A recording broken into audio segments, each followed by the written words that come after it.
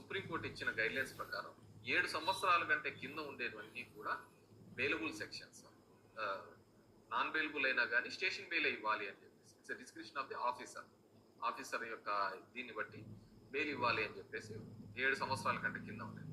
7 సంవత్సరాల కంటే పైన ఉండేది ఏదైతే ఉందో 7 సంవత్సరాలకి అయితే పైన ఉందో వాటిని ఖచ్చితంగా రిమాండ్ పంపించాలి.